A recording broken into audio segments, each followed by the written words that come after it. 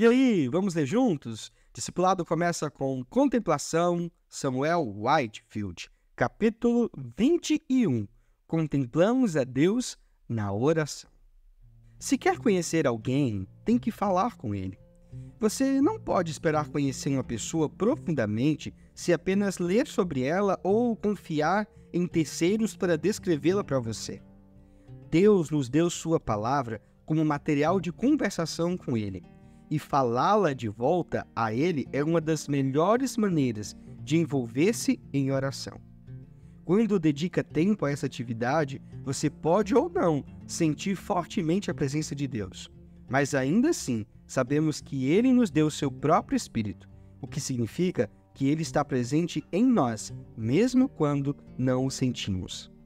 Em muitos casos, estamos deixando de contemplar a Deus porque não reservamos consistentemente tempo para falar com Ele e nos relacionarmos com Ele como pessoa.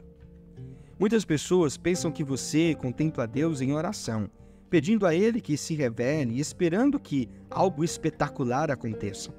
Mas é muito mais comum que Deus responda às suas orações ao longo do tempo e de maneira diferente do que você imagina. Deus lhe dará momentos preciosos com Ele quando sua presença for tangível de uma forma incomum. Todavia, este é apenas um aspecto da contemplação a Ele, por meio da oração.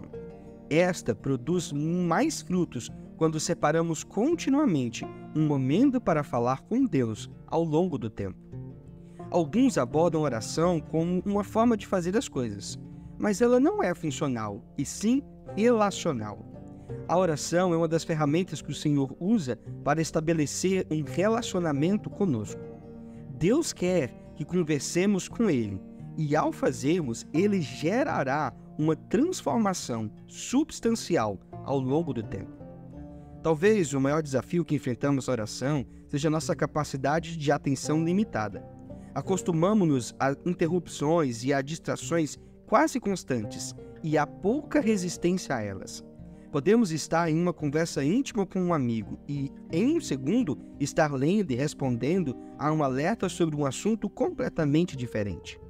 Essa incapacidade de concentrarmos-nos especificamente em uma coisa tem fortes repercussões em várias áreas e definitivamente afeta a oração. Quando muitos de nós oramos, nossas mentes e pensamentos ficam sobrecarregados e não sabemos como colocar nossa atenção no Senhor por um período de tempo. Achamos que orar é o problema ou que Deus é difícil de ser encontrado, mas a realidade é que não cultivamos a capacidade de focar e tratar Deus como uma pessoa intensamente relacional. Às vezes, nós o tratamos pior do que trataríamos outro ser humano. Podemos estar no meio de uma oração e, de repente, responder a um alerta de nosso telefone sem qualquer hesitação, demonstrando que não víamos nossa interação com Deus como uma conversa real.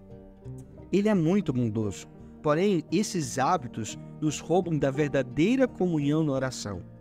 O Pai é uma pessoa intensamente relacional. Ele o perseguirá, mas também deseja um relacionamento real e substancial com você. A primazia da oração coletiva. A oração não é apenas uma questão individual, é também uma experiência coletiva. Quando a maioria das pessoas pensa em oração, elas pensam em um quarto de oração, escondido e privado. No entanto, quase todas as menções de oração no livro de Atos descrevem a oração coletiva, e há poucas referências à oração privada. Além disso, muitas, talvez a maioria, das referências de Paulo à oração são claramente coletivas ou assumem uma aplicação coletiva. A oração do Novo Testamento não pode ser apenas uma disciplina privada. Deve ser uma parte fundamental de nossa vida coletiva juntos. Ao longo da história, existem grandes exemplos de intercessores que tiveram vidas de oração poderosas.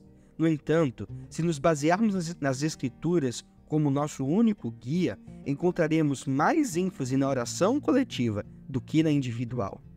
Isso não significa que devemos negligenciar a oração individual, mas que precisamos de um maior compromisso com a oração coletiva, como uma das principais formas de vivermos juntos como um povo. Precisamos de rotinas consistentes e frequentes de oração coletiva em nossas comunidades espirituais.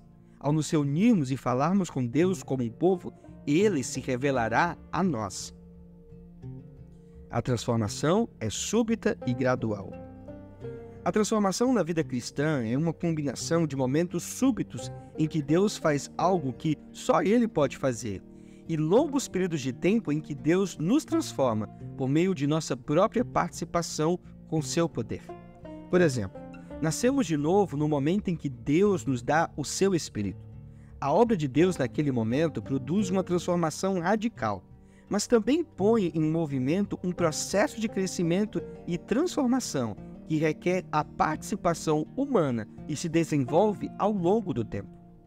O nascimento natural fornece a melhor analogia de como Deus desenvolve seu povo. Para que alguém nasça, deve haver um momento súbito de concepção, quando a pessoa que não existia anteriormente passa a estar viva. Esse momento é seguido por décadas de crescimento e desenvolvimento, à medida que ela se torna o que foi criada para ser. Alguns cristãos esperam que toda transformação aconteça por meio de uma obra repentina de Deus, enquanto outros se concentram apenas na transformação gradual ao longo do tempo. Contudo, ambas são necessárias para a transformação bíblica. Precisamos que Deus haja repentinamente em momentos e faça o que só Ele pode fazer. E, quando Ele faz isso, inicia um processo de crescimento e desenvolvimento que requer nossa participação. A oração é um contexto para a atividade repentina de Deus e transformação durante longos períodos de tempo. Ambos são aspectos da oração e ambos permitirão que você contemple a Deus. A oração pode ser uma experiência mística, mas deve ser abordada praticamente como uma rotina diária. À medida que cresce em oração, isso parecerá mais normal, porque você não precisa ir até o céu para orar com sucesso. Deus habita em nós pelo Espírito, e quando oramos temos comunhão com Ele, do Espírito para o Espírito.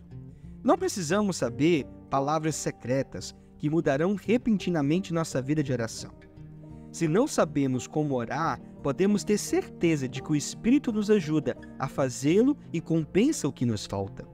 Também nos dá o dom de orar no Espírito, que pode incluir orar em silêncio com sua ajuda, orar palavras simples, fortalecidas por sua força, e orar em idiomas que não pensemos, conforme Ele nos capacita.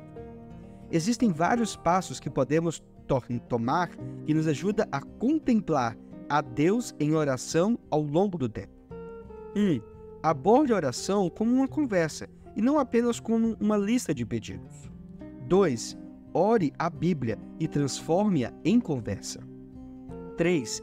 Tire um tempo em oração para ouvir. Deus frequentemente dará impressões. 4. Estabeleça uma rotina diária de oração, que inclua um horário e um local definidos.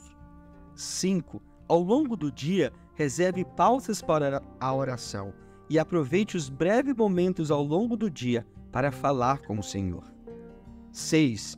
Ore com outras pessoas em pequenos grupos. 7. Combine a oração e canto, adoração. Por exemplo, a maioria dos salmos são canções e orações. Se você desenvolver um hábito consistente de oração com o tempo, você contemplará cada vez mais a Deus.